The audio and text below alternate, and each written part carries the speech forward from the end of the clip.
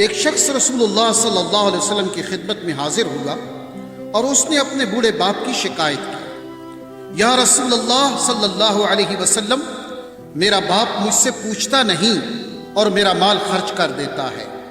آپ صلی اللہ علیہ وسلم نے اس کے باپ کو بلوایا۔ جب اس کو پتہ چلا کہ میرے بیٹے نے رسول اللہ صلی اللہ علیہ وسلم سے میری شکایت کی ہے تو وہ دل میں رنجیدہ ہوا اور انتہائی دکھی ہوا، اور اسی کیفیت میں رسول اللہ صلی اللہ علیہ وسلم کی بارگاہ میں حاضری کے لیے چل پڑا۔ چونکہ عرب کی گھٹی میں شاعری تھی تو راستے میں دل ہی دل میں کچھ اشعار پڑھتے ہوئے پہنچا۔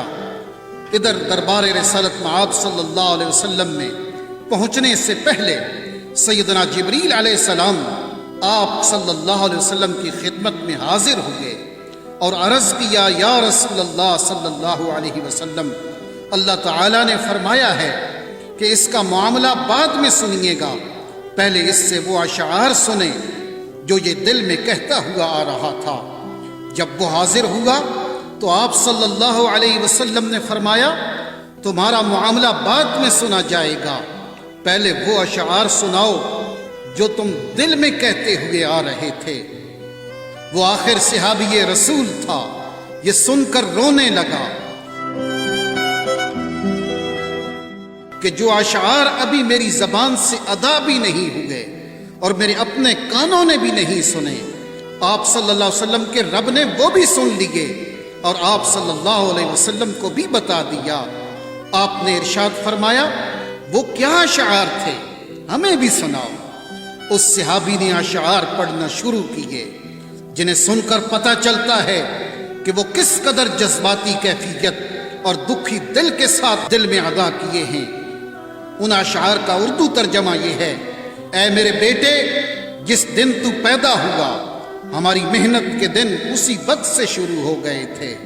تم روتے تھے تو ہم سو نہیں سکتے تھے، تم کھاتے نہیں تھے تو ہم بھی کھا نہیں سکتے تھے، تم بیمار ہو جاتے تو تجھے اٹھا کر ہم مارے مارے پھرتے تھے، کبھی کسی طبیب کے پاس تو کبھی کسی طبیب کے پاس کہ تجھے کچھ ہو نہ جائے، کہیں تم مر نہ جاؤ، حالانکہ موت الگ چیز ہے اور بیماری اور چیز ہے۔ پھر تمہیں گرمی سے بچانے کے لیے میں دن رات کام کرتا رہا کہ میرے بیٹے کو ٹھنڈی چھاؤں مل جائے، تجھے سردی سے بچانے کے لیے میں نے بھاری بھرکم پتھر اٹھائے کہ میرے بیٹے کو ٹھنڈ نہ لگے۔ جو کچھ کمایا تیرے لیے کمایا، جو کچھ بچایا تیرے لیے بچایا، تیری جوانی کے خواب دیکھنے کے لیے میں نے نہ سردی کی پرواہ کی اور نہ گرمی کی، دن رات اتنی محنت کی کہ اب میری ہڈیاں کمزور ہو گئی ہیں اور تم کڑیل جوان بن گئے ہو۔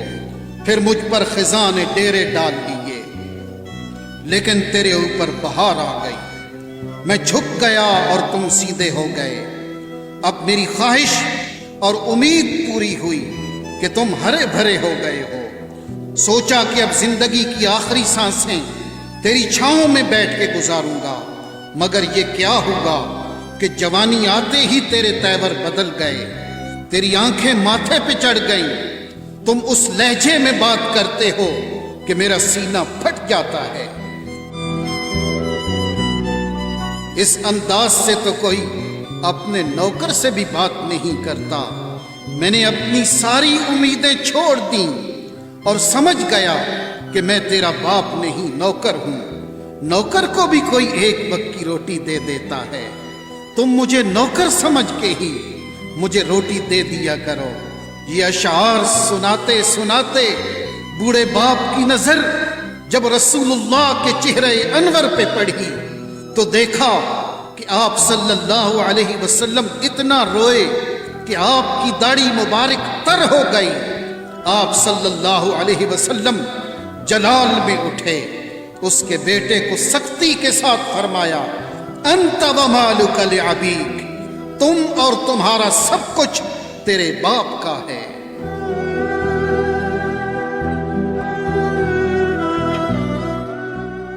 والدین کے ادب و احترام کا حکم اللہ رب العالمین نے دیا، وَقَضَىٰ رَبُّكَ أَلَّا تَعْبُدُوا إِلَّا إِيَّاهُ، وبالوالدین احسانا، اور آپ کے رب نے حکم فرمایا ہے کہ تم اللہ کے سوا کسی کی عبادت مت کرو اور والدین کے ساتھ حسن سلوک کیا کرو۔ اما یبلغن عندک الکبر احدہما او کلاہما، اگر تمہارے سامنے دونوں میں سے کوئی ایک یا دونوں بڑھاپے کو پہنچ جائیں، فلا تقل لہما اف ولا تنہرہما، تو انہیں اف بھی نہ کہنا اور انہیں جھڑکنا بھی نہیں۔ وقل لہما قولا کریما، اور ان دونوں کے ساتھ بڑے ادب سے بات کیا کرو۔ واخفض لہما جناح الذل من الرحمہ، اور ان دونوں کے لیے نرم دلی سے عاجزی و انکساری کے بازو جھکائے رکھو۔ وقل رب ارحمہما کما ربیانی صغیرا، اور عرض کرتے رہو اے میرے رب ان دونوں پر رحم فرما جیسا کہ انہوں نے بچپن میں مجھے پالا تھا۔